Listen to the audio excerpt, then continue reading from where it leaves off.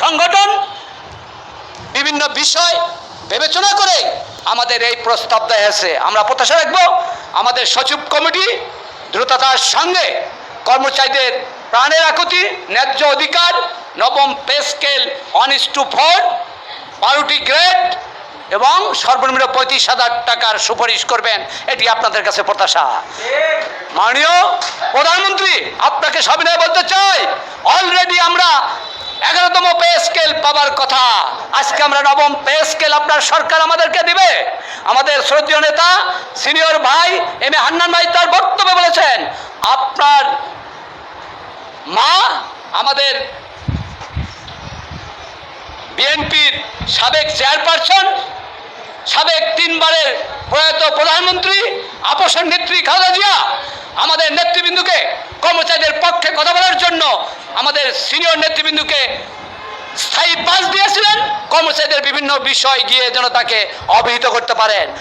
আমরা প্রত্যাশা রাখবো আপনি মাননীয় প্রধানমন্ত্রী, আপনি বেগম খালেদা জিয়ার সন্তান, আপনি শহীদ প্রেসিডেন্ট জিয়াউর রহমানের সন্তান। আপনার কাছে প্রজাতন্ত্রের কর্মচারীদের অভিভাবক হিসেবে, জনপ্রশাসন মন্ত্রণালয়ের দায়িত্বে নিয়োজিত মন্ত্রী হিসেবে প্রজাতন্ত্রের স্টেক হোল্ডার আমরা প্রজাতন্ত্রের কর্মচারীরা, আমরা পে স্কেল পাবো।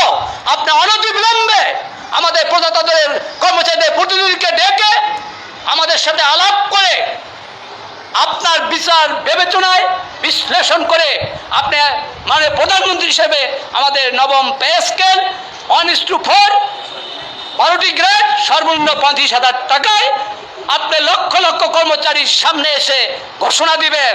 তাতে একদিকে কর্মচারীরা খুশি হবে, অন্যদিকে আপনি যেহেতু একটি দলীয় প্রধান, একটি দলের চেয়ারম্যান, রাষ্ট্রের চেয়ারম্যান হিসেবে রাষ্ট্রের প্রধানমন্ত্রী, এই প্রজাতন্ত্রের 22 লক্ষ কর্মচারী এবং তাদের পরিবার আপনার সরকারের কাছে তথা বিএনপির কাছে চিরকৃতজ্ঞ থাকবে।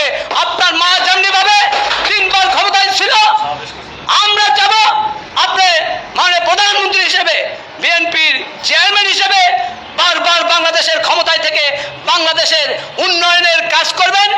পাশাপাশি কর্মচারীরা তাদের অবস্থান থেকেও আপনাকে বারবার ক্ষমতায় আনার জন্য সর্বাত্মক চেষ্টা করবে।